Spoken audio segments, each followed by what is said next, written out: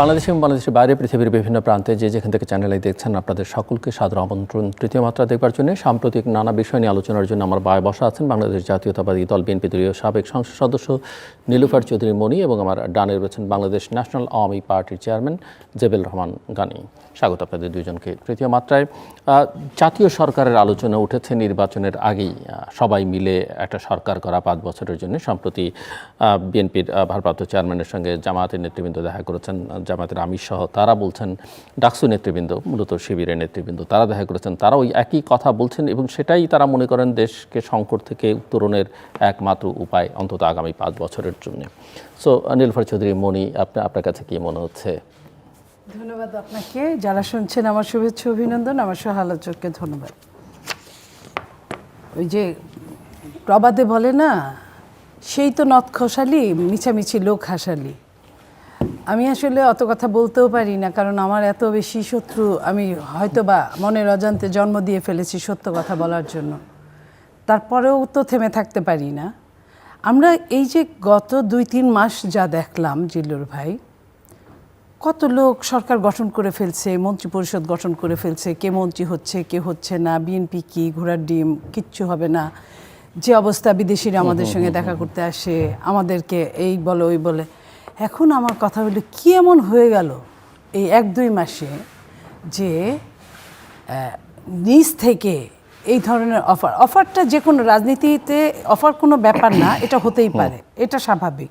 কিন্তু কি এমন রাষ্ট্রের অদৃশ্যে কি এমন হয়ে গেল যে নিজ থেকে এই কথা বলা যে আমরা চলেন 5 বছর একসাথে থাকি। বিএনপি তো 5 বছর একসাথে থাকতে নিষেধ করে নাই। 5 বছর কেন, বিগত 20 বছর 25 বছর এত সমস্যা মাথায় রেখে, এত বদনাম মাথায় রেখে বিএনপি যদি চলতে পেরেছে, তাহলে এই 5ই আগস্টের পরে কি এমন হলো যে বিএনপি হঠাৎ করে অস্পৃশ্য হয়ে গেল এবং বিভিন্নভাবে বিএনপিকে কথা বলার জন্য, বিএনপিকে সমস্যায় ফেলার জন্য বিভিন্ন বটবাহিনী সৃষ্টি করে বিভিন্নভাবে ঘায়েল করে, নট অনলি বিএনপি, দেশটাই কেমন জানি হয়ে গেছে। আজকে একটা সত্য কথা সত্যভাবে বলা যায় না, একটা রাজনীতির কথা রাজনৈতিকভাবে বলা যায় না। মনে হয় কখন যেন কার কী হয়ে যায়, যে মানুষটা সবচেয়ে বেশি বলে না যে অন্ধ আজ সবচেয়ে চোখে বেশি দেখে আজ। তো এরকম অন্ধরা দাপট খাটাচ্ছে, আর যারা চোখে দেখে তারা ঘরে গিয়ে ঘাপটি মেরে বসে থাকতে বাধ্য হচ্ছে। সময়টা এত বেশি অসময়, যে এই অসময়টায় আমার মনে হয় বাংলাদেশকে নিয়ে যারা চিন্তা করে, লাইক আপনাদের মতো আপনার মতো, তাদের আসলে মাঠে নামা উচিত। বিভিন্ন বুদ্ধিজীবী, আমি একটা এক্সাম্পল না দিয়েই পারি না। একজন নুরুল কবিরকে যেভাবে হেনস্থা করা হলো, যেভাবে তাকে শেখ হাসিনা বানায় ফেলা হলো, আমার কথা হেনস্থার যে কেউ হতে পারে, আমিও হতে পারি, হইও, হ্যাঁ, বাট যে মানুষটা 17 বছর বলে গেল, অনেকেই মনে করতে যে সে বিএনপির লোক, কারণ সরকারের বিরুদ্ধে কথা বললে বিএনপির পক্ষে যায়। বিএনপিও কেউ মনে করতো, আসলে তো তা না, সে তার মতো লোক, সে যেটা ছাত্র অবস্থা থেকে যেটাকে ধারণ করতো সেই জায়গাতেই আছে, সত্য কথা বলে। তো সেই জায়গায় এই মানুষগুলোকে যারা রাজাকার বানায় দিল, এই প্রজন্মের রাজাকার, এই সময়টায় আপনার যখন এই অফারটা আসে, এটা কেউ কিন্তু আমি সহজভাবে নিতে পারি না। আমার মনে হচ্ছে যে কোথাও কোনো সমস্যা আরও দানা বেঁধে আছে। সামনে নির্বাচনকে সামনে রেখে, মানে টোপ বা ট্র্যাপ জাতীয় কিছু একটা। হ্যাঁ, এই যে টোপ বা ট্র্যাপ জাতীয় জিনিসটা, এটা কিন্তু ভেরি ডেঞ্জারাস। এবং আরও কিছু আমার কাছে অসামঞ্জস্য লাগছে। সরকারি প্রশাসনকে অতিরিক্ত খাতির যত্ন করা, এটা কিন্তু আমার কাছে, আমি বহুদিন সরকারি দল বিরোধী দল সামনে থেকে দেখেছি। আমি খুব বড় নেতা না, কিন্তু কেন জানি আমি সামনে থেকে দেখার আমার সবসময় সৌভাগ্য ছিল। আমি দেশনেত্রী বেগম খালেদা জিয়া 3 বারের প্রধানমন্ত্রী হয়েছেন, তার আশেপাশেই ঘুরঘুর করতাম, ছিলাম, বা প্রয়োজনে কাজে তার সামনে যেতাম। তো রাষ্ট্রের অনেক কিছু আমি দেখেছি। আজকের এই সময়টা কিন্তু আমার কাছে একটু খটকা লাগছে, যে আমি অখুশি তা বলবো না, এটা যদি সত্যি লিগ্যাল হয়, ভেতর থেকে হয়, আমার খারাপ লাগবে না, ভালো লাগবে। কিন্তু আমরা ফ্যাসিস্টের সময় যে অবস্থাটা দেখেছিলাম, অতি খাতির, এই অতি খাতিরটা আমি খুব ভালো চোখে দেখছি না। মানে সেটা কি আপনাদের সঙ্গে? সবার সাথে, সবার সঙ্গে। কারোর সাথে, কিছুদিন জামাতের সাথে, কিছুদিন বিএনপির সাথে, কিছুদিন এনসিপির সাথে। আমি সময় বুঝে একটা সময় এই 1 বছর 1.5 বছরের মধ্যে বলেন না যে এত একই অঙ্গে এত রূপ। আমরা আমাদের কথার চেয়ে অনেক বেশি কাজ করে একটা এনসিপির তৃতীয় চতুর্থ সারির কর্মী বা নেতার কথা। আবার তারপরে দেখলাম জামাত জায়গা মতো সবগুলো স্টেপ বাই স্টেপ মানে সে তার জায়গায় সেটিং করেছে। আমি বলবো না যে দখল করেছে, আমি বলবো যে সেট করেছে। সুযোগ পেলে কে না করে, আমি হলে আমিও করতাম, আপনি হলে আপনিও করতেন। সেই সেট করেছে। বিএনপি অনেকখানে সেট করতে পারে নাই। বিএনপি মনে করে যে বিএনপি অনেক বড় দল, অনেক কিছু হবে। আসলে ওই অনেক বড় দল মনে করে অনেক কিছু মানে খেয়াল করে না বা নেগলেক্ট মনের অজান্তে হয়ে যায়। তারপর আমি দেখেছি যে তাকেও কখনো কখনো চরম খাতির যত্ন করতে। এই খাতির যত্নগুলো কিন্তু আমার কাছে খুব বেশি মানে ইজি মনে হচ্ছে না, আনইজি মনে হচ্ছে। এবং সেই সাথে আমি শেষ করি, সেই সাথে আমি বলতে চাই যে সামনের নির্বাচনটা যদি সঠিকভাবে নির্বাচনটা হয়, তাহলে কিন্তু কতটা কি হবে মানে ধৈর্যের সাথে যে সব সিস্টেমেটিক হবে, আমি এটা মনে করছি না যদি হয়। তো কারণ আমাদের প্রশাসন থেকে শুরু করে কোনোটাই সিস্টেমের মধ্যে না, আমরা যেটাই চোখ দিয়ে দেখি, কিন্তু আমরা মবটাকে সিস্টেমের মধ্যে দেখছি। তো মব যখন সিস্টেমেটিক হয়ে যায়, তখন অনেক কিছুই সিস্টেমের বাইরে চলে যায়। এটাই বলতে চাচ্ছি। আমি আসবো আবার আপনার কাছে। জেবুল আমান গানি, দুটো প্রশ্ন। প্রথম প্রশ্নটা আপনার কাছেও যে এই যে জামাত শিবিরের যে এখন বিএনপির কাছে দাবি বা আবদার যে আসুন আমরা সবাই মিলে দেশটা চালাই অন্তত 5 বছরের জন্যে, আপনি কিভাবে দেখেন? এক। দ্বিতীয় যেটা অতিরিক্ত প্রশ্ন আপনার জন্য, সেটা হচ্ছে যে আপনি নির্বাচন করছেন আমরা জানি, এবং ফিল্ডের অবস্থা আসলে কি মনে হচ্ছে সব মিলিয়ে? নানা রকমের অনিশ্চয়তা আছে, যেমন নীলুফার চৌধুরী মনি যেমন বললেন যে মবই এখন সিস্টেমের অংশ, যেটা সিস্টেমে থাকার কথা সেটা সিস্টেমে নাই। সো এই জায়গাটা আপনি দীর্ঘদিন তো বিএনপির সঙ্গে আন্দোলন সংগ্রামেও ছিলেন, দল নিয়ে মাঝখানে জোটের মধ্যে নানা রকমের মেরুকরণ হয়েছে, তো সেখানে আপনি নেই। আমি একটু বুঝতে চাই যে আপনার পলিটিক্যাল অবস্থানটাও এই সূত্রে। অনেক ধন্যবাদ আমাকে। আমি বহুদিন পরে আজকে তৃতীয় মাত্রায় আমন্ত্রিত হয়ে খুব ভালো লাগছে। আমি শুরুতেই একটু আমার নির্বাচনী আসনের যারা আছে তাদেরকেও সালাম এবং শুভেচ্ছা জানাতে চাচ্ছি তৃতীয় মাত্রার মাধ্যমে। এবং আরেকটি বিষয়ে আমি সত্যি কথা বলতে, যার হাতে খড়ি করেই আমি রাজনীতিতে এসেছি বা যার নেতৃত্বে আমি আমার রাজনীতি শুরু করেছি, তিনি আমাদের দেশনেত্রী বেগম খালেদা জিয়া। ওনার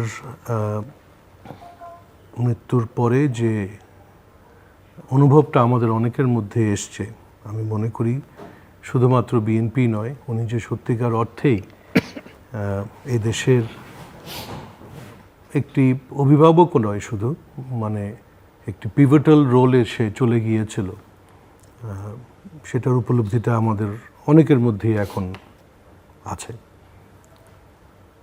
তো আমি আপনার আসনটা, আমার আসন নীলফামারী 1। জি, নীলফামারী 1, ডোমার ডিমলা।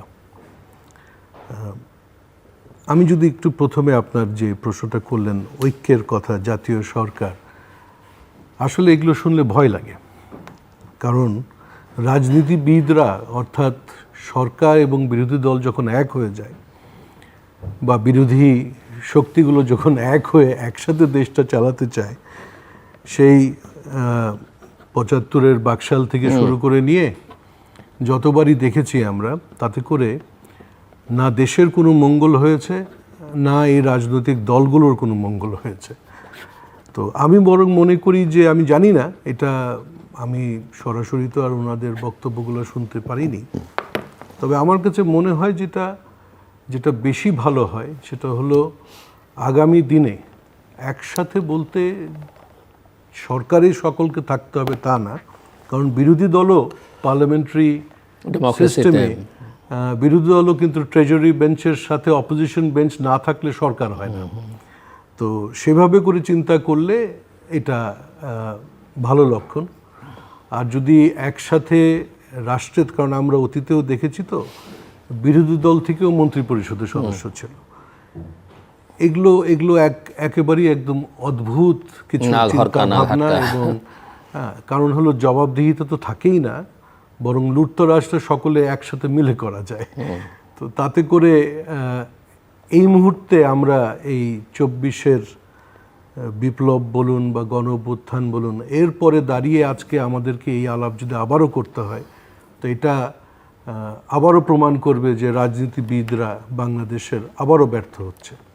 বরং একটি নির্বাচন, সুষ্ঠু নির্বাচন কিভাবে আয়োজন করা যায়, একটি অংশগ্রহণমূলক নির্বাচনের প্রয়োজন আছে। সেখানে যে আওয়ামী লীগকেই দল হিসেবে থাকতে হবে তা না, কিন্তু তাদের তো একটি সমর্থক গোষ্ঠী আছে, তাদেরকেও স্পেস করে দিতে হবে। আপনি মাঠের কথা জিজ্ঞেস করলেন, তা আমি খুব অল্প কয়েকদিন ছিলাম, ডিমলাতেই থাকি, আমার বাড়ি ডিমলাতে, বাট ডোমার ডিমলা দু জায়গায়।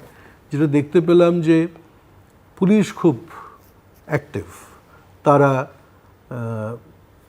আওয়ামী লীগের সমর্থক হোক বা সদস্য হোক, এবং এমনও কানে এসছে, সত্য কিনা অবশ্য আমি বলতে পারছি না, যে সদস্য হলেও বলে ধরা যায়, ধরা হবে। তো এই যে একটা আতঙ্ক সৃষ্টি হচ্ছে আমাদের অঞ্চল বাদেও বাংলাদেশের বহু জায়গাতে, তো আওয়ামী লীগের সমর্থক আছে যারা দলকে সমর্থন করত। তো এই ভোটের এত বড় একটি অংশকে কোণঠাসা করে দেওয়ার কোনো কারণ আমি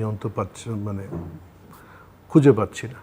কারণ সুষ্ঠু ভোটের জন্য আমাদের ভোটারদের অংশগ্রহণ তো দরকার আছে। ভোটারদের অংশগ্রহণ হলেও আমি মনে করি একটা অংশগ্রহণমূলক নির্বাচনের দিকে আমরা যেতে পারছি। যদিও আওয়ামী লীগ একই বয়ান দিত যে নির্বাচনে রাজনৈতিক দল না আসলেও ভোটার উপস্থিতি, তো সেটা তো একটি মনে করেন সংখ্যা তারা তৈরি করে দিত, ম্যানুফ্যাকচার করে দিত, এবং অঙ্ক কষলে দেখা যেত যে ভোট কেন্দ্রের সাথে বা ভোটারের সাথে কোনো ইয়েই মেলে না, অঙ্কই মেলে না। এনিওয়েজ, বাট এই জিনিসটা আমার মনে হয় বর্তমানে যারা দায়িত্বে আছে বাংলাদেশের, তারা একদিকে উৎসবমুখর পরিবেশের কথা বলছেন, অন্যদিকে তারা একটি বিশাল জনগোষ্ঠীর মধ্যে কিন্তু আতঙ্ক সৃষ্টি করছেন। কারণ অনেকেই ভয় পাচ্ছে যে আমাকেও তো আওয়ামী লীগ ট্যাগ দেওয়া যেতে পারে। আমি হয়তো বা আওয়ামী লীগ করতাম না, কিন্তু আমাকে আওয়ামী লীগের ট্যাগ দিলেই আমাকে কোণঠাসা করা যাচ্ছে। অথবা যদি এইভাবে বলি যে প্রশাসনকে যে যার পক্ষে নিতে পারছে, তার বিরুদ্ধে যারা মাঠ পর্যায়ে আছে তাদেরকে আওয়ামী লীগের ট্যাগ দিয়ে বা 14 দলের ট্যাগ দিয়ে মাঠে একটু নিজের অবস্থানটাকে শক্তিশালী করার চেষ্টা করা। এমনি সামগ্রিকভাবে ল অ্যান্ড অর্ডার সিচুয়েশন যা, বা একজন ক্যান্ডিডেট হিসেবে আপনার কাছে আমি একটু আমার অঞ্চলের বিষয়টা একটু ভিন্ন। আমি সত্যি কথা বলতে আমি ওখানে নিরাপত্তার বিষয়ে আমার কোনো শঙ্কা নেই। আমাদের ওই অঞ্চলটাতে কোনো সময় সেরকমভাবে অতিরিক্ত কোনো কিছুই হতো না। তবে রেস্ট অফ বাংলাদেশে, বিশেষ করে আমরা যেই আমাদের ঢাকার শেখ হাদি সাহেবের মৃত্যু যেভাবে হলো, এবং একটি মোটরসাইকেল থেকে যেভাবে তাকে গুলি করে মাথায় গুলি করা হলো, তাতে করে বোঝাই যাচ্ছে যে এটা একটা সাধারণ ব্যক্তি যিনি গুলি করবেন, এটা কিন্তু কঠিন বিষয়। যারা এটাতে প্রশিক্ষণপ্রাপ্ত না, তো এই সংখ্যাটা রয়েই যাচ্ছে। অ্যান্ড অফকোর্স এখানে অনেক হাই ভ্যালিউ টার্গেটস আছে। আমাদের বিএনপির বর্তমানে যিনি নেতৃত্ব নিয়েছেন, যদিও তার জন্য অনেক আয়োজন করা হয়েছে, বাট এটা একটু স্বাভাবিকভাবেই মানুষের মনে আতঙ্ক সৃষ্টি করে যে ওনার নিরাপত্তাটাও খুব গুরুত্বপূর্ণ। পাশাপাশি অনেকেই আছেন বিএনপির যারা নেতৃত্বস্থানীয়, তাদেরও নিরাপত্তা গুরুত্বপূর্ণ। কিন্তু এই পরিবেশটা কেন সৃষ্টি হলো আমি জানি না। বর্তমানে যারা ক্ষমতায় আছেন বা সরকারে আছেন, দায়িত্বে আছেন, তাদের উচিত ছিল যে আওয়ামী লীগের পতনের পর দেশের রাজনৈতিক পরিস্থিতিটাকে কিভাবে করে আরও ভাইব্রেন্ট করে তোলা যায়। সেখানে আমরা দেখেছি যে যারা এই আন্দোলনগুলো করলো, বৈষম্য বিরোধী আন্দোলন, সেই অনেক ছেলেমেয়েই সেখানে তারা রাজনীতিতে আসার চেষ্টা করলো। দেখছি তাদেরকে এখন জামাত ইসলামী বা বিএনপির সাথেও একটি আপোষ করে নির্বাচনের জন্য তারা চেষ্টা করছে। তারা জামাতের সঙ্গে চলে গেছে। বাট তাহলে তো তারা ওই পুরনো রাজনীতির সাথেই আবার সম্পৃক্ত হয়ে গেল। ওনাদের অনেক ছেলেমেয়ে, অনেক প্রতিভাবান ছেলেমেয়ে আমি দেখেছি, তাদের কথাবার্তা আমার নিজের কাছেও লজ্জা লাগে বলতে যে তারা আমাদের চেয়ে অনেক সুন্দর সুন্দর ভালো ভালো কথা বলেছে। কিন্তু যেরকম আমার বোন মনিয়াপা একটু আগে বললেন অনুষ্ঠানের আগে, যে যে মেয়েগুলো বা নারী নেতৃত্ব যারা ছিলেন আসলেই খুব আমাদেরকে মানে গর্ববোধই করি যে আমাদের মধ্যেও এরকম নারী নেতৃত্ব গড়ে উঠেছিল। কিন্তু মানে দুর্ভাগ্য যে তারা এই নির্বাচনী রেসে, জি জি জি, এবং এই নির্বাচনী রেসে তারা এক প্রকার একটু পিছিয়ে পড়ল।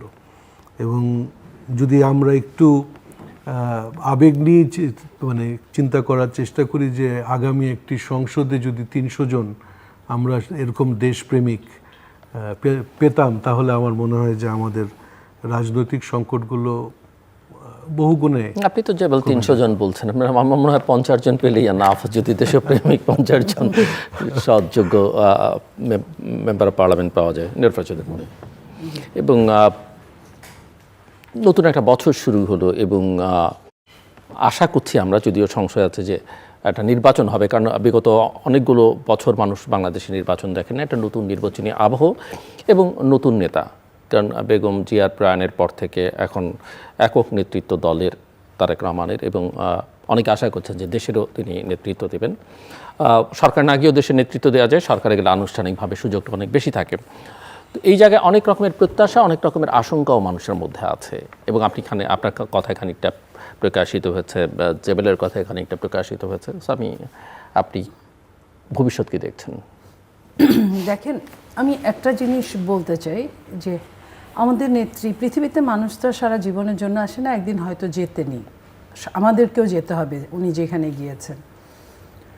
তারপরেও যে কথাটা থাকে যে উনি যে যতটুকু জুড়ে ছিল সমস্ত বাংলাদেশে, সেই জায়গাটায় উনি সার্বজনীন হতে পেরেছেন।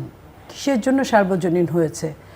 ফ্যাসিস্ট যে নির্যাতন করেছিল, যে অত্যাচার করেছিল, তাকে জেল খাটিয়েছে একদম চরম অন্যায়ভাবে। তার উপর তাকে পরিত্যক্ত একটা বাড়িতে রাখা হয়েছে, যেখানে সাধারণ কয়েদিদেরকে নিরাপত্তা নাই বলে ওখান থেকে সরানো হয়েছে। ওই জায়গাটায় দেশের সর্বোচ্চ ব্যক্তিটা, একটা সময় দুইটা সময় বিরোধী দলীয় সর্বোচ্চ ব্যক্তি, তাকে ওইখানে রাখা হয়েছে। কতটা নেগলেন্সি, কতটা অবহেলা, কতটা অসম্মান, কতটা নিষ্ঠুরতা হলে এটা করতে পারে। তো ওই জায়গা থেকে উনি তারপরেও বের হয়ে আসার পরে, সুযোগ পাওয়ার পরেও উনি কোনো সমালোচনা করেন নাই। এই যে সমালোচনা না করার জন্য উনি যে কত মানুষের ভালোবাসা পেয়েছেন, এবং যে করেছে এই কাজটা, সে যে কত মানুষের ভালোবাসা থেকে বঞ্চিত হয়েছে, এটা কিন্তু 30 তারিখ থেকে আজকে পর্যন্ত এটা প্রমাণ যে ওনার যে সম্মানটা, সেই জায়গাটায় আমি মনে করি খালেদা জিয়া আমাদের জন্য একটা প্রতিষ্ঠান, একটা রাজনৈতিক নেত্রী না, শুধু একটা প্রতিষ্ঠান। সেইখানে ওই জায়গাটার ফিল আপ করাটা একটু টাফ, যে কারো ওই জায়গায় হয়তো পারবে না, তার চেয়ে ভালো করতে পারবে, তার সমান করতে পারবে অন্যভাবে। একজন তো আরেকজনের মতো হয় না। তবে এইখানে মনে করি আমি যে খালেদা জিয়ার সন্তান হিসেবে, শহীদ প্রেসিডেন্ট জিয়াউর রহমানের সন্তান হিসেবে, এবং আমি প্রমাণটা যেটুকু সামনে দাঁড় করাতে চাই সেটা হলো 5ই আগস্টের পরে উনি যতগুলো বক্তব্য রেখেছেন, প্রত্যেকটা বক্তব্য কিন্তু ওনাকে প্রমাণ করেছে যে উনি এই দেশের মঙ্গলের জন্যই নিজেকে বিলীন করে দিতে চান, কাজ করতে চান, কাজ করছেন। তো যে কথাটা আপনি বললেন যে ক্ষমতায় গেলে কিছু রাষ্ট্রীয়ভাবে কাজ করা যায়, নইলে রাজনীতি করলে সব সময়ের জন্যই দেশের কাজ করা যায়, উনি সেটা করছেন। এবং ওনার বাংলাদেশে এসে যে ভাষণটা দিয়েছেন, সেই ভাষণের মধ্যে যে উই হ্যাভ এ ড্রিম, এই যে বলেছেন এই জায়গাটা, এই ড্রিমটা যদি উনি We have a plans. বাস্তবায়ন, উই হ্যাভ এ প্ল্যান, তো এই প্ল্যানটা যদি উনি বাস্তবায়ন করেন বা করার চেষ্টা করেন, উনি প্রথমে আই হ্যাভ বলার পরে ওনাকে কিন্তু কেউ শুধরে দেন নাই, উনি নিজেই চিন্তা করেছেন ওইটুক সময়ের মধ্যে যে এই জায়গাটায় উইটা আমাদের দরকার। তো এই কাজটা করতে গেলে আমি মনে করি যে উনি আমাদের স্বপ্ন, বাংলাদেশের স্বপ্ন, বাংলাদেশের গণতন্ত্রের স্বপ্ন পূরণ করতে সক্ষম হবেন এবং আমরা এটা আশা করছি। যেটা আল জাজিরা যা বলছে বা অন্যরা যা বলছে, আমরা মনে করি যে এখান থেকে শিক্ষা নিতে হবে এবং উনি নিবেনও তাই। তো সেটা হলে জনগণের জন্য, জনগণের কল্যাণের জন্য, রাষ্ট্রের গণতন্ত্রকে সম্পূর্ণরূপে মুক্তি দেওয়ার জন্য সামনের যে নির্বাচনটা, সেই নির্বাচনে আমরা বলতে চাই আমরা তো 300 আসন আশা করি না, যেটাই সর্বোচ্চ যেটুকু হোক সেটা নিয়ে উনি অবশ্যই সামনের দিকে আগাবেন এবং নির্বাচনটা যাতে অনেক রকম সমস্যা আছে, যে কথাটা কিছুক্ষণ আগে বললাম মব, আপনার যে কথাটা বলা হয় নাই সেটা হচ্ছে যে আপনার অস্ত্র, এটা হলো সবচেয়ে বড় জিনিস, যেটা এই অস্ত্র আপনার 1/3 থানার অস্ত্র উদ্ধার করা হয় নাই এখন পর্যন্ত, লক্ষ লক্ষ গোলা বারুদ উদ্ধার করা হয় নাই এখন পর্যন্ত। বাইরের যে ট্রানজিট হিসেবে অনেক অপরাধীদের ছেড়ে দেওয়া হয়েছে, অনেক শীর্ষ সন্ত্রাসী, নট অনলি নর্মাল অপরাধী, শীর্ষ সন্ত্রাসীদেরকে ছেড়ে দেওয়া হয়েছে, আবার অনেক খুনিদেরকে ছেড়ে দেওয়া বাইরে থেকে অনেক অস্ত্র ঢুকেছে বলে এটা বাইরে থেকে অনেক অস্ত্র ট্রানজিট এরিয়া হিসেবে সবসময় ঢুকে বের হয়, বাট নির্বাচন উপলক্ষে যেটা ঢুকেছে সেগুলো কিছুই গোয়েন্দা সংস্থারা কিছুই বের করার চেষ্টা করেছেন কিনা আমি জানি না, আমার নজরে আসে নাই, কোনো পত্রিকায় পড়িনি। তো সেই জায়গায় জাবেল ভাই যেভাবে সুন্দর করে বললেন যে আমার এলাকায় আমি স্বস্তিতে আছি, 300 আসন যদি এইভাবে বলতে পারতেন আমাদের চেয়ে খুশি বোধহয় কেউ আর হতো না। কিন্তু এখন এইবার উনার আসনে যে কতটা স্বস্তি থাকবে, কারণ 5 জন মানুষ যখন একখানে একটা বৎসা হবে, নির্বাচন থাকলে যে কোনো সেন্টারে যে কোনো বুথে সমস্যা হতেই পারে, জাল ভোট নিয়ে অন্য কিছু নিয়ে, পুলিং এজেন্ট নিয়ে হতে পারে, সেই হলে 3 জন তর্ক করার মধ্যে 3 জনের মধ্যে একজনের কাছে যে অস্ত্র নাই কে বলবে? যতগুলো অস্ত্র খোয়া গিয়েছে ওই অস্ত্রগুলোই যদি আপনি হিসাব করেন প্রত্যেকটা সেন্টারে 1-2টা করে অস্ত্র কমন পড়ে যায়, যতগুলো সেন্টার আছে ভাগে পড়ে। তো 1-2টা যদি অস্ত্র একটা সেন্টারে থাকে আর কিছু কি লাগে? ফাঁকাগুলি একটা বাংলাদেশ এমন লক্ষ লোকের আয়োজন হয়েছে, আমি অনেকবার দেখেছি, লক্ষ লোকের আয়োজনের মধ্যে 2টা পটকা ফুটেছে, 5 মিনিটের মধ্যে সব ফাঁকা হয়ে গেছে। তো সেইখানে জনগণ ঠিক মতো গিয়ে তার ভোটটা দিতে পারবে কিনা, এবং জনগণ সকালবেলা খোঁজ নিবে যে ভোটটা ঠিক মতো হচ্ছে কিনা। যদি একটা কোনো শব্দ পায় তাহলে তো জনগণ যাবে না, তাহলে তো ওই ফ্যাসিস্টের মতো যদি ভোটটা হয় আমরা তো কষ্ট পাবো। কারণ 17 বছর 19 বছর প্রায় একটা ভোটের জন্য এত আন্দোলন, এত আয়োজন, এত দুর্ভিক্ষ, এত মারামারি, এত হানাহানি, তাহলে এইটার পরে যদি তারপরেও যদি একটা ভোট না করতে পারে সবগুলো দল মিলে, আমি এইখানে জামাতকে একটা ধন্যবাদ দিব যে জামাত ইলেকশনের আগে হলেও বুঝেছে গিয়ে উনি অফার দিয়েছে আসেন একসাথে 5টা বছর কাটাই। এটা এক ধরনের যদি মনের থেকে কথা হয় এটা ভালো প্রস্তাব, যে জাতীয় সরকার, বিএনপি তো বলেছেই যে আমরা জাতীয় সরকার করতে চাই, 31 দফার মধ্যেই বলা আছে স্পষ্ট যে ছোট বড় সব দল নিয়ে আমরা একটা সরকার গঠন করতে চাই, যে সবারই অবদান যাতে কম বেশি থাকে। তাহলে তো কথা মিলেই গেল যদি তার মনের কথা হয়। কিন্তু যখন আবার দেখি এখানে সেখানে একটা আন্দোলনের কিছু ঘনঘটা দেখা যাচ্ছে, সেটা যদি হয় তাহলে তো দুঃখজনক। যে চুরকে বললাম চুরি করো, সাধুকে বললাম জেগে থাকো, তাহলে তো মারামারি সংঘাত একদম অবশ্যভাম্বী। 2 জনই যদি জেগে থাকে আর চুরি করে তাহলে তো সমস্যা ওইখানেই। তো এখনও আমরা জানি না যে কি অবস্থাটা হবে। এরপরে প্রশাসনিক যে সমস্যাটা, প্রশাসনকে রদবদল করার দায়িত্ব হলো ইসির। ইসি কি সেই দায়িত্ব আদৌ পালন করতে পেরেছেন? আর 4-5 সপ্তাহ আছে নির্বাচনের, আদৌ কি আরও প্রয়োজন আছে বা পারবেন না। তাহলে আপনার যারা সরকার, অনির্বাচিত সরকার, ওনারা যে প্রশাসনকে রদবদল করলে কোন ক্রাইটেরিয়ার ভিত্তিতে রদবদল করেছে, এটা একটা বড় কোশ্চেন। এবং তারা কোনো আইন না মেনে তারা যে লটারি করলো, লটারি করেছে। লটারি কি আপনি দেখেছেন ছবিতে? আপনার এখানে যে ছবিগুলো আমরা দেখছি, ম্যাডামের ছবি, এরকম ছবি তো আমরা তো কোনো লটারির এমন ছবি দেখি নাই যে লটারি হচ্ছে। এবং ক্রাইটেরিয়া কি?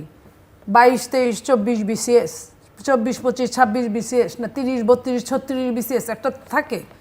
কোন ক্রাইটেরিয়ার মধ্যে? সবাইকে নিয়ে কি লটারি করেছে, নাকি আওয়ামী ঘটনাগুলা বাদ দিয়ে লটারি করেছে? কিছুই করতে পারে নাই। আপনি দেখেন যে 13 লক্ষ প্রায় প্রশাসনিক কর্মচারীর মধ্যে 10.5 লক্ষই 15 বছরে আপনার চাকরিতে নিয়োগ হয়েছে। এবং তাদের স্বাস্থ্যমন্ত্রী তৎকালীন সময়, তখন আমরা এমপি ছিলাম, তখন উনি সংসদে দাঁড়িয়ে বলেছিলেন যে আল্লাহকে আমি বলেছি, আল্লাহকে হাজির নাজির করে অজু করে কোরআন শরীফ নিয়ে টাকা খাও যাই খাও, নিজের দলের ছেলে মেয়েকে চাকরি দিবা, নিজের দলের লোককে চাকরি দিবা। তাহলে আপনি যে এত ছেবে ছেবে আপনি যে করলেন, ছেকে ছেকে আপনি করলেন, তারা কি আপনার অন্যের কথা বলবে, নাকি শেষ জীবন পর্যন্ত তার যে দল থেকে তার আগমন তার কথা বলবে? তারা যে নির্বাচনের আগে আপনার প্রিজাইডিং অফিসার, পুলিং অফিসার নিয়োগ করেছে, তার 2 বছর 3 বছর আগে থেকে তাদের শ্বশুরবাড়ির বংশধর, বাবার বাড়ির বংশধরকে খোঁজ নিয়েছে তারা পিওর আওয়ামী লীগ কিনা। ওই লোকগুলাকে এই অফিসার হিসেবে রাখছে। তারাই যদি 80% থাকে, তাহলে তো আর আপনি নির্বাচনের সমস্যা হইতে বেশি দিন লাগবে না। আপনি তা করে কি বলে নিষিদ্ধ করবেন, সমস্যা করবেন, দিবেন না, তারপরে তারা আপনার পক্ষে যাবে, কি করে ভাবলেন? সো নির্বাচনের ক্ষেত্রে পুলিশ প্রশাসন এগুলো খুবই গুরুত্বপূর্ণ এবং সামগ্রিকভাবে 8ই আগস্টের পর থেকে আজ অবধি সরকারের যে ভূমিকা, সেখানে নির্বাচন সবার জন্য সমতল একটা ভূমি তৈরি করা বা লেভেল প্লেইং ফিল্ড, একজন প্রার্থী হিসেবে আপনার কাছে কী মনে হয়? আমি একটু শুরুতে আমি একটু আপনার মানে হয়তো আমার বলাটা ভুল হয়েছিল। আমি বর্তমানে তুলনা করেছি আমার অঞ্চলকে অনেকটা, যেমন মনে করুন আমাদের বন্ধু আন্দালিব রহমান পার্থর অঞ্চলের সাথে, যেখানে গোলাগুলি হয়েছে, অনেক রকম মানে গন্ডগোল হয়েছে। সেই তুলনায় আমাদের অঞ্চলের মানে প্রতিক্রিয়া বা ইয়েটা একটু নির্বাচনকে কেন্দ্র করে কোনো অঞ্চল বেশি ঝুঁকিপূর্ণ, কোনো অঞ্চল যেটা বললেন, আপনার সাথে তো দ্বিমত পোষণ করার কোনো সুযোগই নেই। এতগুলো অস্ত্র চুরি হয়ে গেল, সেটা গড়ে আপনি তো দিয়ে দিলেন, প্রতিটা সেন্টারে একটা করে অস্ত্র তো পাঠানোই যায়। তো পরিকল্পিতভাবে যদি নির্বাচনটা কেউ বানচাল করতে চায়, সেটা তো ভিন্ন বিষয়। কিন্তু আমি বলছি, যারা প্রার্থী হয়েছি আমরা, সেটা বিএনপির হোক, জামাতে ইসলামীর হোক, বা সেখানে একটা জায়গায় পার্থক্যটা হলো আগের চেয়ে, যে সেই অর্থে আমরা একে অপরের মানে অনেকটা, আমরা তো একই ঘরানা থেকেই এসছি সবাই, তো একটা মানে মিনিমাম একটা কার্টসি একজন আরেকজনের সাথে হয়তো রক্ষা করার চেষ্টা করব। ইলেকশনের ক্ষেত্রে জেতার জন্য সবাই চেষ্টা করব, সেখানে প্রভাবিত করার চেষ্টা করব, বা অন্যান্যভাবেও হয়তো বা আমরা কৌশল নেব। আর সত্যি কথা বলতে, যেই পলিটিসাইজেশন করা হয়েছে বাংলাদেশের bureaucracy, civil bureaucracy, police bureaucracy বা আইন শৃঙ্খলায় যারা আছে, এই গত 15 বছর 16 বছরের নিয়োগ যাদেরকে করা হলো, ফিল্ড লেভেলে তো তারাই থাকবে, তা আমরা তাদেরকে সরিয়ে কাকে আনবো? তো এই সংকটগুলো, কারণ এইটা চিন্তা করলে কিন্তু নির্বাচনের প্রশ্নই মুখে আনা যায় না, কারণ তাদের উপর নির্ভর করতে হচ্ছে তো আমাদেরকে। মানে যে নির্বাচনটা নির্বাচন কমিশনের কথা বললেন, ওনারা 5 জন থাকেন, কিন্তু ওনারা যাদেরকে অর্ডার্সগুলো দিবেন বা যারা পরিচালনা করবে, আজকে যারা রিটার্নিং অফিসার্স, ডিসিস, ইউএনওস, তাদের নিয়োগ আপনি যেটা বললেন 100% আওয়ামী লীগ ক্ষমতায় আসার পর থেকে। জি বিএনপি আপনার বলেছিল ইসিকে যে রিটার্নিং অফিসার এবার ইসি থেকে দেওয়া হোক, প্রত্যেকটা জেলায় থানায় তো আছে নির্বাচনের অফিসার, তাদেরকেই দেওয়া হোক। সেটা কি রেখেছে? রাখে নাই। তাহলে সেই ডিসি, যে ডিসি কিনা প্রমোশন পেয়ে আওয়ামী লীগের 15 বছরে প্রমোশন পেয়ে এখন ডিসি হয়েছে, না ওটা ঠিক আছে, কিন্তু আপনার ওই নির্বাচন অফিসারও তাই, নির্বাচন অফিসার যে আওয়ামী লীগের ইয়ের বাইরে ছিল সেটাও না। কিন্তু বিষয়টা হলো যে এই প্রশাসনের বাইরে যেহেতু নির্বাচন সুযোগ করা নেই, সম্ভব হচ্ছে না। তাহলে আমাদের একটা ফর্মুলা বের করা উচিত ছিল, যেটা আমি প্রথমেই বলার চেষ্টা করলাম যে হয়তোবা আওয়ামী লীগের যারা নেতৃত্ব ছিল, যারা পালিয়ে গেছে বা যাদের বিরুদ্ধে অভিযোগ আছে, তাদেরকে চিহ্নিত করে প্রয়োজনে একটা নতুন আইনও করা যেতে পারত, যে তারা এই কর্মকাণ্ডগুলোকে আমরা রাষ্ট্রবিরোধী ধরতে পারি, করে বাকি আমরা ছেড়ে দিতাম। কারণ হলো এই প্রশাসনকে নিউট্রাল করার মতো ক্ষমতা বর্তমানে যারা ক্ষমতায় আছেন তাদের যে সময় লাগবে সেই সময় তো রাজনীতিবিদদের দেওয়া সম্ভব না। তো একটা তো উপায় বের করার প্রয়োজন ছিল। আর ইতিমধ্যেই তারা অনেক সময় পার করেছেন, তারা করেননি সেই না, চেষ্টা। করেননি। যেমন মনে করুন সংস্কারের ক্ষেত্রে ওনারা যে ঐক্যমত্য কমিশন করলেন, জাস্ট ফর রেকর্ড আমি বলতে চাই, তারা আমাকে আমন্ত্রণ করেননি। আমি কিন্তু একটা নিবন্ধিত দল এবং 7ই জানুয়ারি 24 সালের নির্বাচন বর্জনকারী দল। তা আমাকে দোষর বানানোর তো কোনো আর উপায় থাকে না। সেটাই। কিন্তু কোনো একটা মানদণ্ডে তারা আমাকে বাইরে রেখেছিল, কারো পছন্দ হয়নি হয়তো বা অপছন্দ। কারণ সেখানে মূলত যারা স্টেক হোল্ডার্স, যারা নির্বাচন করে, না নির্বাচন সংস্কার কমিশন আমাদেরকে জানতে চেয়েছে কিছু, না ঐক্যমত্য কমিশন। যাই হোক, হয়তোবা সেখানে গেলে আমরা সুযোগ পেতাম আমাদের নিজস্ব কিছু চিন্তাভাবনা বলার জন্য। তবে এই যে করা হলো সংস্কার কমিশনটা, বাস্তবায়ন কিন্তু হবে না, মানে ওনারা করবেন না। তো যারা করবেন বাস্তবায়ন, তাদের কি যোগ্যতা নাই সংস্কারকে খুঁজে বের করার, দেশের জন্য কোনটা ভালো আছে? তো এই যে সময় বা কালক্ষেপণ করার জন্য বা এই আসনগুলাতে অধিষ্ঠ থাকার জন্যই তাহলে তারা এই কমিশনগুলো করেছেন। কারণ এই নির্বাচন তো তাহলে আরো 1 বছর আগে দিতে পারতেন আপনি, এবং নির্বাচিত সরকার আসলে এতদিনে সংস্কারও হয়ে যেত। বিএনপির 31 দফা আপা বললেন, আমি হয়তো বা বিএনপির 31 দফার সাথে সম্পূর্ণ একমত নাও হতে পারি, বাট পজিটিভ তো রিফর্মস। আমি 16 আনা না পাই 1 আনা পাবো। তো এই যে মনে করেন যে এই সংকটটা এই মুহূর্তে আছে, এখান থেকে বের হওয়ার জন্য যেটা প্রয়োজন ছিল সেটা প্রশাসনিক বিষয়গুলোতে, এই যেমন আপনি আপা বললেন, এটা বিএনপির একটা ভালো প্রস্তাব ছিল। আমরা একটা প্রস্তাব অবশ্য আওয়ামী লীগ আমলে দিয়েছিলাম নির্বাচন কমিশনকে, যে প্রয়োজনে আপনারা রিটার্নিং প্যানেল তৈরি করেন, একজন ব্যক্তিকে না করে 3 জন ব্যক্তির একটা প্যানেল করেন, হ্যাঁ, করে রিটার্নিং, মানে সো দ্যাট কোনো ব্যক্তি প্রভাবিত হয়ে মানে কারো একক ক্ষমতা যেন ব্যবহার করতে না পারে। সিসিটিভির কথা ওনারা বলছেন, বাট আমরা প্রস্তাব রেখেছিলাম সিসিটিভিটাকে আপনারা ক্যান্ডিডেটদেরকে অন্তত লাইভ রেকর্ডিংয়ের দেন, মানে লাইভ অ্যাক্সেস দেন। তাহলে হয় কি, আমি যদি ওখানে কোনো খারাপ কাজ করতে যাই বা দুর্নীতি করতে যাই, সেটা তো আমার 3 বছর 5 বছরের জন্য অপেক্ষা করতে হবে না। আমার বিচারটা সেদিনই হয়ে যেতে পারে যে ওই কেন্দ্রে এই দুর্ঘটনা বা এই ধরনের ঘটনা ঘটেছে। এগুলোতে কোনো পদক্ষেপ আমরা দেখিনি।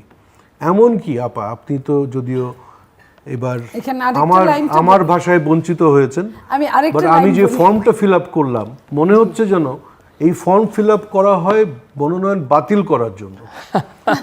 এত জটিল করা হয়েছে। বৈধ হয়েছে তো? আমারটা বৈধ হয়েছে অনেক কষ্টে, আমি জানি না। জি সরি, আমি আপনার ঠিক আছে আপনি বলেন। তো মানে আমি বলতে চাচ্ছিলাম যে এই ডায়ালগগুলো কিন্তু আমাদের সাথে কারো হয়নি। নির্বাচন কমিশন একদিন সংলাপে দাওয়াত দিয়েছিল আরো 5টা দলের সাথে।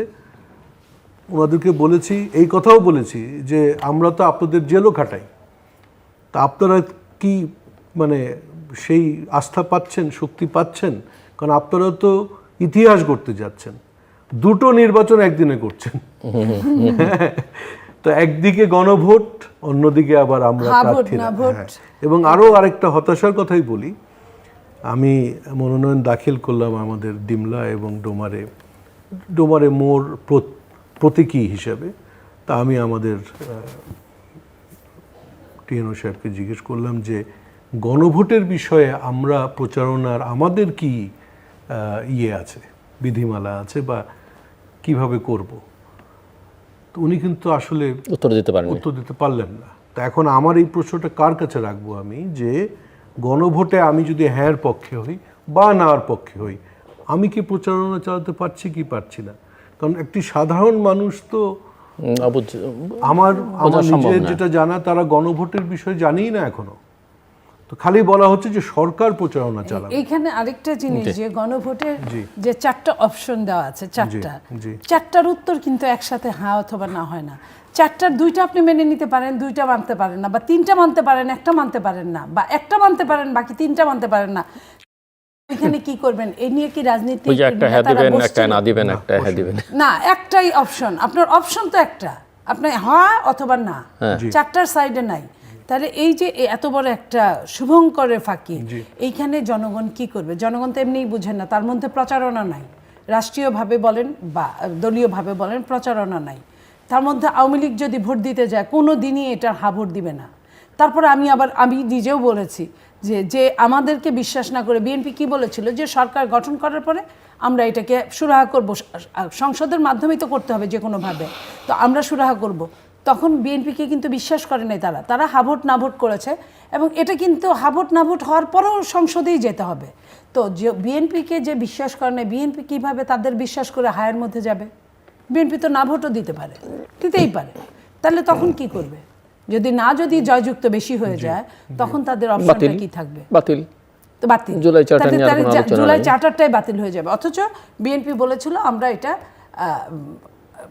একটা সুরাহা করব, কারণ এখানে সবারই অবদান আছে, কম বেশি সবার অবদান। কিন্তু আমি এখানে বিএনপির সাথে একমত ছিলাম না, কারণ গণভোট করলেই যে সংসদে পাশ করতে হবে এমন কোনো বাধ্যবাধকতা নেই। যদি আপনি গণভোটটাকে, কারণ গণভোট তো আপনি ডিরেক্ট ম্যান্ডেট নিয়ে নিচ্ছেন। নো, এখানে আমি আপনার সঙ্গে আর্গুমেন্ট করি, সেটা হলো যে আপনার গণভোট তো আপনার সংবিধানেই নাই, এই গণভোটটা সংবিধানে নাই, তাহলে আপনাকে এটার জন্য আরেকটা গণভোট করতে হবে। এই গণভোটটা হবে কি হবে না, এই জন্য একটা গণভোট করতে হবে। আমি ওই তর্কে আপনার সাথে আজকে যেতে চাচ্ছি না, কারণ অলরেডি এটা ওনারা ডিসাইড করেছে। আমি যেটুকুন আমার যেটা মনে হয়েছে সেটা হলো যে কনস্টিটিউয়েন্ট রোল যেহেতু একটা দেওয়া হচ্ছে আগামী নির্বাচনকে, সেখানে আপনি যদি গণভোটে মতামতটা নিয়ে নিতে পারতেন বা রায়টা নিয়ে নিতে পারতেন, এরপরে কিন্তু সংসদে ওটা পাশ করা না পাশ করা ওটা একটা আনুষ্ঠানিকতা রয়ে যায়। কিন্তু সাধারণ মানুষ বা জনগণ যদি কথার কথা বলছে, এখানে আরেকটা লাইন বলেছে সরকার, কিন্তু আরেকটা লাইন বলেছে 270 কার্য দিবস, এই কার্য দিবসের মধ্যে যদি এটা পাস না হয় অটো পাস হয়ে যাবে। না, সেটা আমি আসলে এটাও বলেছে, তার মানে সমস্যায় জর্জরিত। মানে হলো আমরা ঝগড়াঝাটি নিয়েই থাকবো। হ্যাঁ, দেশকে নিয়ে আর কারো মাথা ব্যথা নেই। আর যারা প্রাণ দিল তারা বোকা ছিল। আর শুধু তাই না, আমরা যারা নিরাপদে থেকে তাদের মানে প্রাণ নাশগুলো দেখলাম, আমরাও মোটামুটি নিজেদের এমপি মন্ত্রী বানিয়ে এই দেশটাকে আবার নতুন করে আমাদের এবার টার্ন আর কি, মানে আগে আওয়ামী লীগ করে গেল, এবার আমরা করব। এখান থেকে বের হওয়ার একটা পথ এবার সৃষ্টি হয়েছিল। আমি খুব দুঃখের সাথেই মনে হচ্ছে, যেটা আপনিও আশঙ্কা করছেন, যে যদি না জয়লাভ করে যায় তাহলে তো আর পরিবর্তনের প্রশ্নই ওঠে না, কারণ জনগণ না বলে দিয়েছে। তা আমি তো এটা তুলতেও পারবো না। কিন্তু ধরেন জুলাই চার্টারকে জনগণ না বলে দিয়েছে, বিএনপির তো 31 দফার অঙ্গীকার আছে, বা আপনাদের প্রত্যেকটা দলেরই আলাদা আলাদা নানান কিছু অঙ্গীকার আছে, নির্বাচনী ম্যানিফেস্টো থাকবে, সেগুলো তো আপনারা করতে যদি যাদেরকে ফান্ডামেন্টাল কিছু স্ট্রাকচারের পরিবর্তন দরকার। কারণ ধরেন এইখানেও একটু জটিলতা আছে, বিএনপি গণভোটের মেনে নিয়েছে, কিন্তু যে জুলাই চার্টারকে কেন্দ্র করে গণভোট হচ্ছে, বিএনপি কিন্তু এটা বলেছে যে এটা তাদের সঙ্গে প্রতারণা করা হয়েছে, বিশ্বাসঘাতকতা করা হয়েছে। আবার তারপরে মনে হচ্ছে কিন্তু তারপরও বিএনপি আবার মেনে নিয়েছে। কেন মেনে নিয়েছে? ডিসেন্টটা, এই শব্দের ব্যবহারগুলো লিটারালি যদি ধরেন, তার মানে হলো আমি দ্বিমত পোষণ করছি। আর আইনের ভাষায় সাধারণত যেটা হয় সেটা হলো একটা সিদ্ধান্ত যখন হয়ে যায়, কিন্তু আমি সেই সিদ্ধান্তের সাথে দ্বিমত পোষণ করেছিলাম, ইতিহাসকে সাক্ষী রাখার জন্য নোট অফ ডিসেন্টের জুডিশিয়াল ল্যাঙ্গুয়েজের ব্যবহার হয়। বাট নোট অফ ডিসেন্ট মানে এটা হতেই পারে না যে আমি এই বিষয়ে রাজি না বলে একমত হচ্ছি, এটা কোনো ভাষাই মিলে না। আপনি দুপুরবেলা রাইস দিয়ে ভাত খেয়েছেন বললে তো হবে না, ওটা ইংরেজি আর বাংলা বলছেন। আমরা কেন জানি রাজনীতিবিদরা নিজেদেরকে মনে করি বাকি সবাই বোকা, আমি খুব চালাক, তা আমি ইংরেজি বের করে ফেলেছি, এখন ইংরেজি দিয়ে বাংলা বলবো। যদি দ্বিমত পোষণ করতো তাহলে বিএনপিরও বলা উচিত ছিল যে I do not agree, I object, যেটা আমি মানি না। কথার কথা, আজকে আমরা কিন্তু একটু আগে আলাপ করলাম, NCP as a political party তাহলে ক্ষমতায় আসুক, তাদের ইচ্ছা মতো তাহলে পরিবর্তনগুলো আসবে। তারা তো জুলাই চার্টার তাদের দাবি, তারা কিন্তু এখনো পর্যন্ত সাইন করেনি জুলাই তারা সাইন চার্টারে। করেনি। এবং যদি সেটা না করতে চায়, যদি রাজনীতি যারা করে, যারা এক্সিস্টিং রাজনৈতিক দল আছে, বিশেষ করে বিএনপি, তাদেরকে যদি কনভিন্স করতে হয়, তাহলে বিএনপি যেটা চাই সেটাই তাদেরকে মানতে হবে। এর বাইরে তো উপায় নেই। আর না হলে অল টুগেদার যে আমরা একটি বিপ্লব ঘটিয়েছি বা একটা পরিবর্তন এনেছি, এই অন্তর্বর্তীকালীন সরকার বাংলাদেশকে ঢেলে সাজাবে, তারপরে রাজনীতিতে যারা প্লেয়ার্স তারা খেলতে আসবে ওর পরে। তাহলে ইউনূস সাহেব তো সেটাও করলেন না। উনি কিন্তু আমি ধরেই নিচ্ছি যেই সরকারের কথা আজকে বিএনপিকে জামাত প্রস্তাব দিয়েছে বা আলোচনা হচ্ছে, যদি সেটাও হয় তারাও বিপদে আছে। কারণ ইউনূস সাহেব তার সংকটটা, তার সমস্যাগুলো কিন্তু ওনাদের ঘাড়ে দিয়ে উনি এখন চলে যাবেন।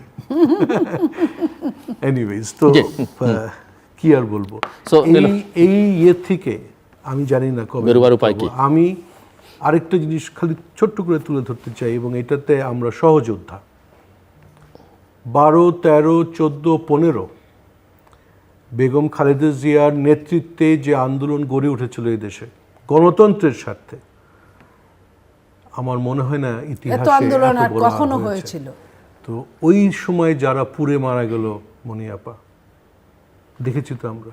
হ্যাঁ, সরকার বলেছে বিরোধী দল করছে, বিরোধী দল বলেছে সরকার করছে। একজন রাজনীতিবিদদের মুখে শুনলাম না যে তাদের হত্যার বিচারগুলো আমরা চাই। এই পয়েন্টটা আমাদের মাথায় রাখা উচিত। কারণ খুব তখন ভালো অনেক আমাদের খুব ভালো বলেছেন। নিজস্ব লোকরা যাদের সাথে চা খেয়েছি 3 দিন পরে শুনেছি তারাও মারা গেছে। ওদের জন্য কিন্তু কেউ একটা কথাও আজ পর্যন্ত বলল না। অথচ যাই হোক, সবারই আমরা ত্যাগকে স্বীকার করতে, কিন্তু তাদেরকেও স্মরণ রাখা উচিত। এই পর্যন্ত এই গণ অভ্যুত্থান হওয়া পর্যন্ত 15.5 বছর যত সমস্যা হয়েছে, যত লোকের, সবগুলো লোকের বিচার তো আসলে চাওয়া উচিত রাজনীতিবিদদের অন্ততপক্ষে। যে কোনো মৃত্যু, একটা মৃত্যু তো অনেক বড় কিছু, 100 মৃত্যু যা, একটা মৃত্যু যার যার জীবন একটা করেই তো গেল। তো সেই জায়গায় আমরা কিন্তু এগুলা বলতেও ভুলে যাই। একটা সময় আমরা কেন জানি ক্ষমতার এত বেশি লোভী হয়ে যায়, যে কাজটা 3 জোটের রূপরেখায় যেটা হওয়ার কথা ছিল 90-তে, যে কথাটা এখনকার এনসিপি বা আরো অনেকেই বলে 3 জোটের রূপরেখা, যেটা বাস্তবায়ন হয় নাই। আপনি খেয়াল করেন সেই সময় বিএনপি, আওয়ামী লীগ সহ যে 14 জোট ছিল, 14 দলের, তারা কেউই কিন্তু এটা, আর পরে এটা নিয়ে কিন্তু সরকারি দল, বিরোধী দল তারাই ছিল, এটা কিন্তু বাস্তবায়িত হতে পারতো চাইলে, কিন্তু পরে আর কেউ ওরকম এটা নিয়ে আর মাথা ব্যথা হয় নাই। বাট এই মুহূর্তে যারা মাথা ব্যথাটা করছে 24 নিয়ে, বেটার, খারাপ না, কিন্তু আমাদের ওই জায়গাটা বোঝা উচিত যে কোনো সময় বন্দুকের নল দিয়ে ক্ষমতা নিতে গেলে কিন্তু অনেকের সংবিধানে লিখে আছে ফাঁসি হবে, এটা ইল্লিগ্যাল, তারপরেও কিন্তু হয়, তারপরেও কিন্তু অহরহ হয়েছে। এবং পরবর্তীতে ওই সংসদটাকে তাদের হাত দিয়ে যে সংসদ হয়েছে সেটা কিন্তু ইল্লিগ্যাল যতই বলুক, আমি ইল্লিগ্যাল যদি 7ম বলি বা 3য় বলি, 4র্থ বলি, আমরা কিন্তু ওইটা আবার ওই নির্বাচনটা করি না, তার পরেরটাই করি। সো এই জায়গা থেকে আমাদের শেখার আছে যে শেখ হাসিনা লাস্টে কিন্তু এটাও করে গেছিল যে এই কাজগুলা করবে তার ফাঁসি হবে। সেটার জন্য কি বসে আছে? এখন যে জুলাই প্রক্লেমেশন বলি, জুলাই সনদ বলি, জুলাইয়ের এই জায়গাটা আমরা বলি, এটা যতই হোক আবারও তো এটা ঢিলে ঢালা হয়ে যাবে। আবার কেউ যখন এটাকে ভায়োলেট করবে তখন কি হবে কি হবে না এগুলা মানবে?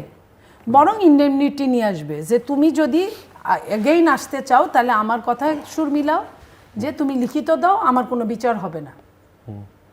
হয় নাই, এই দেশে অনেকের বিচার হয় নাই, আমরা দেখেছি। তো এই জায়গাটায় আজকের যে আবেগটা, কালকে কিন্তু আবেগটা বাসি হয়ে এখনই যাচ্ছে। এই যে অনেক আবেগ নিয়ে এনসিপি অনেক দিন বৈষম্য বিরোধী আন্দোলন করছে, বৈষম্য বিরোধী নাম নিয়ে চলছে, তারপর একটা এনসিপি বানিয়েছে। এনসিপি কি বুঝেছিল যে 1 বছর না আসতেই তাকে ভাঙনের মুখে পড়তে হবে, তাকে এই সমস্যার মুখে পড়তে হবে? অথচ প্রথম দিন ডে 1 থেকে আমরা যখন বলেছি হেন কোনো গালি নাই যেটা আমাদেরকে তারা দেয় নাই, সাথে আরও বট বাহিনী তো আছেই, যারা জানি না তারা কোথা থেকে আসে, যে একজনে 50টা করে আইডি খোলা, তো এদের যে গালিগুলো আমরা শুনেছি। তো এখন যদি আজকে এই 7-8 মাস পরে বলি যে বাবারা তোমরা তাহলে আজকে কি করলা, এই যে সারা বাংলাদেশ সরকারের ছত্রছায়ায় ঘুরলো, সারা বাংলাদেশ মঞ্চ দখল করলো, সারা বাংলাদেশ গোপালগঞ্জের মতো এই যে 4টা-5টা লোক মার্ডার হলো, যেভাবেই হোক তারা যদি ওইভাবে না যেত, ওইভাবে তো 5টা লোককে হারাতে হতো না। এই দেশ থেকে যত বিরোধী দলের হোক তার ফাঁসি হোক, আমার দুঃখ নাই, বিচারের মাধ্যমে তার ফাঁসি হোক, কিন্তু বিচারের আগে তার টাচ পড়ুক শরীরে, এটা আমি চাই না। এখন এটা বলার জন্য যদি আমাকে দালাল শাস্তি হয়, হইলাম। আমি তো এই কথাগুলো শেখ হাসিনার সময় বলছি, যে শেখ হাসিনার কাছেও তো আমরা এটাই চাইছি, যে আয়নাঘরের কথা বলছি, যে আমরা যেটা সন্দেহ করেছি ওটাই তো বাস্তবায়ন হয়েছে, বাস্তবে পরিণত হয়েছে। তাহলে আজকে এই জিনিসগুলো এখনো বাংলাদেশের রাজনীতিতে দেখেন, বিএনপি, আওয়ামী লীগ, জামাত ছাড়া খুব কম দল আছে যে ফাইট করতে পারে। সরি টু সে, আপনি একটা দলের মালিক, আমি সরি, ওইটাই বাস্তবতা। আমরা চাই যে ফাইট করার মতো, গণতন্ত্রকে ক্ষুরোধার করার জন্য ফাইট করার মতো দল আসুক। এনসিপির সামনে বিরাট একটা সম্ভাবনা ছিল, এদের বয়স কম, এরা এনার্জেটিক, এরা মোটামুটি শিক্ষিত, এরা পারবে। শুধুমাত্র লোকটাকে একটু সম্বরণ করা আর জনগণের জন্য কাজ করা, এই দুইটা জিনিস থাকলে টুডে আর টুমোরো তাদের জন্য দরজাটা খোলা থাকতো, কিন্তু তারাও সেটা। আমরা শেষের দিকে জেবেল, ক্লোজিং রিমার্কস, 2-3 মিনিট সময়। আমি এনসিপির বিষয়ে যেটা মনে করি, আমি জানি না, আমি কয়েকজনের সাথে আমার পরিচয় হয়েছে, কথা হয়েছে, আমি আজকে দাঁড়িয়ে আমার মনে হয় যে তারাও প্রতারিত। তাদেরকেও কেউ একটা ভুল বুঝিয়েছে যে তোমরা যদি এইভাবে চলো তাহলে তোমরাই 1 নম্বর শক্তি হবে এই দেশে। সেটা সত্য না। আমরা মনে প্রাণে এই অঞ্চলের মানুষ, আমরা গণতন্ত্র মনা। এখানে মব করা এটা সাময়িক হয়তো বা মনে হয় যে এটা বিশাল একটা শক্তি, কিন্তু লং টার্মে এইটা তো হতে পারে না, এবং এটা তাদের বিরুদ্ধে একদিন ব্যবহার হচ্ছে, এখনো হচ্ছে, কিন্তু এটা তাদের বিরুদ্ধেও ব্যবহার হতে পারে। কিন্তু আমার কেন জানি মনে হয় যে এই ধারণাগুলো তাদেরকে যারা দিয়েছে, এখানেই তারা প্রতারিত হয়েছে, যে কারণে তারা এত সুন্দর করে গুছিয়ে যখন সারা দেশে তারা ঘুরলো, খুব ভালো লেগেছে দেখে যে একটি নতুন তরুণ একটি জাগরণ হচ্ছে।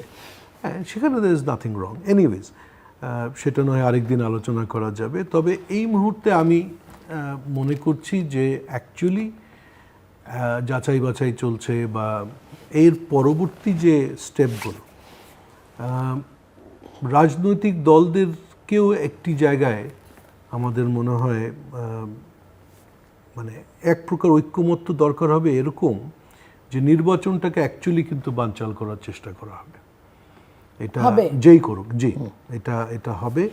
কারণ হলো যে অনেকগুলি অদৃশ্য শক্তি আমরা শুনতে পাই, দেখতে পাই, কিন্তু আমরা তাদের চিনি না, তারা কি চায় জানি না।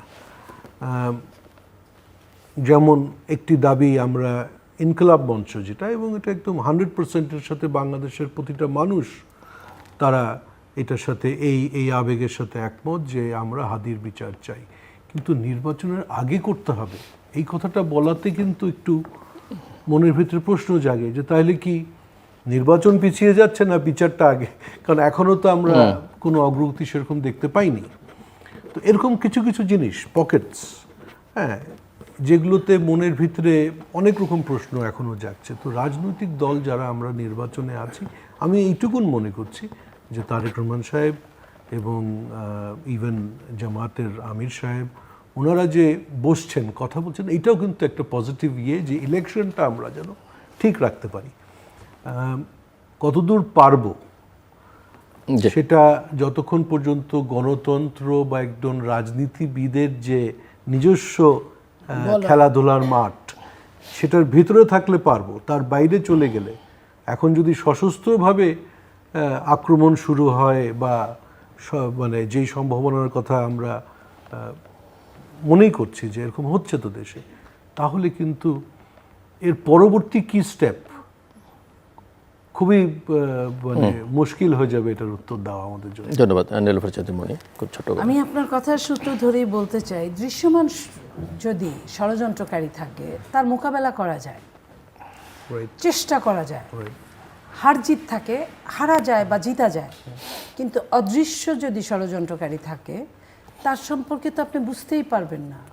যেমন আমি আবারও বলছি, শহীদ হাদির ব্যাপারটা ধরেন, তার সাথে ওই লোকটা ছিল 2-3 সপ্তাহ 4 সপ্তাহ ছিল, একসাথে নির্বাচনী প্রচারণা করেছে। ঘূর্ণাক্ষরে কি কেউ টের পেয়েছিল যে এই লোকটাকে, এবং তার যে ভিডিওগুলো দেখছি তাকে টাকা দিয়েছে, নির্বাচনে দিতেই পারে, তো ঘূর্ণাক্ষরে কেউ কিন্তু চিন্তাই করে নাই। হাদি তো দূরের কথা, কেউই চিন্তা করে নাই যে এর দ্বারা এত বড় একটা জঘন্যতর কাজ হতে পারে। ঠিক এরকম বাংলাদেশের রাজনীতিটাকে নিয়ে এখন এই জায়গাতেই নেওয়া হচ্ছে। আপনি যে কথাটা বললেন আমি আপনার কথার সাথে একমত। পাশাপাশি এটা বলতে চাই, সেনাপ্রধানকে আমি আবার উল্লেখ করতে চাই, উনি যে কথাটা বলছিলেন 8-9 মাস আগে, যে আপনারা যদি এইভাবে কাদা ছোড়াছুড়ি করেন তাহলে বাংলাদেশের সার্বভৌমত্ব নিয়ে হুমকি মুখে পড়বে। আমার কাছে সেদিন আমি কথাটা ততটা না বুঝলেও বুঝতে বেশিক্ষণ দেরি লাগে নাই, তার কয়েকদিনের মধ্যেই বুঝে গিয়েছি, এবং এখন পর্যন্ত সেটা ওই জায়গাতেই আছে যে প্রত্যেকটা দলের বোঝা উচিত যে আমরা যদি একটা দলকে বিতাড়িত করেছি, এখন বড় একটা অংশ আরেকখানে গিয়ে মিশে গেছে, কিংবা অন্ধকারে তারা আছে, অন্ধকার থেকে আলোর মুখে যে কোনো কাজ করতে পারে, গেল এটা। দ্বিতীয়ত হলো যে আমরা যদি না মিলি, যদি আবার কাদা ছোড়াছুড়ি করি, তাহলে আমাদের জন্য অনেক বড় সমস্যা, একদম প্রশ্নবোধক চিহ্ন হয়ে দাঁড়িয়ে আছে। এই জায়গা থেকে আমাদেরকেই উতরাতে হবে, আমাদেরকেই এই জায়গা থেকে সামনের দিকে এগোতে হবে গণতন্ত্রকে রক্ষা করার জন্য, এবং এটা যেন রাজনীতিবিদরা ভুলে না যায়, এটাই আমাদের। দর্শক, অনুষ্ঠানের শেষ প্রান্তে আমরা সামাজিক যোগাযোগ মাধ্যম ফেসবুক, এক্স এবং ইউটিউবে তৃতীয় মাত্রা লাইভ স্ট্রিম হচ্ছে, আপনারা দেখতে পারেন। টেলিভিশনের পর্দায় দেখতে না পারলে যে কোনো সময় যে কোনো স্থান থেকে ইউটিউবে তৃতীয় মাত্রা চ্যানেলটি সাবস্ক্রাইব করে এই পর্ব বা পুরনো পর্বগুলো আপনারা দেখতে পারেন। মিস্টার জেবেল রহমান গানি এবং মিস নীলুফার চৌধুরী মনি, অসংখ্য ধন্যবাদ এই আলোচনা শুনবার জন্য। দর্শক, আমরা শব্দটি উচ্চারিত হচ্ছে একেবারে শেষেই, আমরা আসলে কারা সেটা বিবেচনার দাবি রাখে, যথেষ্ট পরিমাণে বিবেচনার দাবি রাখে। বাংলাদেশের জন্য একটা নির্বাচন খুবই অপরিহার্য, অবশ্যই সেটা সুষ্ঠু, অবাধ, নিরপেক্ষ, অংশগ্রহণমূলক নির্বাচন, এই বিষয়ে কোনো বিতর্ক নেই। এবং বাংলাদেশে নির্বাচন বানচালের চেষ্টাটা আছে, ষড়যন্ত্রটা আছে, একটা অদৃশ্য শক্তি সেটা করছে। 8ই অগস্ট 2024 পরে এই অদৃশ্য শক্তি ক্রমশ শক্তিশালী হচ্ছে এবং নানা পকেটে তারা ছড়িয়ে ছিটিয়ে আছে। আমার অতিথিরাই সেই সংশয় প্রকাশ করছেন, এবং এই সংশয় আসলে বাংলাদেশের স্বাধীনতা, সার্বভৌমত্বকেও নানা ঝুঁকির মধ্যে ফেলে দিচ্ছে। একটা দাবি উঠেছে যে এখন সবাইকে ঐক্যমত্য হতে হবে, আমরা এক হয়ে যাই। এবং আমার এক অতিথি যথার্থই বলছিলেন যে সরকার এবং বিরোধী দল এক হয়ে গেলে আসলে তাতে জনগণের কল্যাণ হয় না, গণতন্ত্র থাকে না। এটা আমাদের রাজনীতিবিদদের মাথায় রাখা দরকার।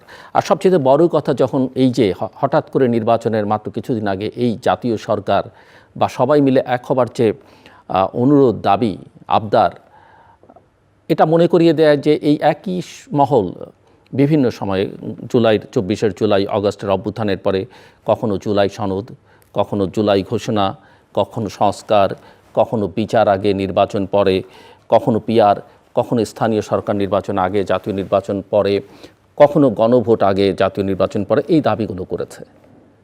এবং এই যে একটার পর একটা দাবি, একটার পর একটা আবদার, আর সেটা আসলে মনে করিয়ে দিচ্ছে যে এর সঙ্গে ওই যে অদৃশ্য শক্তির কোনো সংযোগ আছে কিনা, এর সঙ্গে নির্বাচন বানচালের কোনো পরিকল্পনা আছে কিনা, একটু ভেবে দেখা দরকার। আমাদের সঙ্গে থাকবার জন্য অসংখ্য ধন্যবাদ, আপনাদের সবার জন্য শুভকামনা।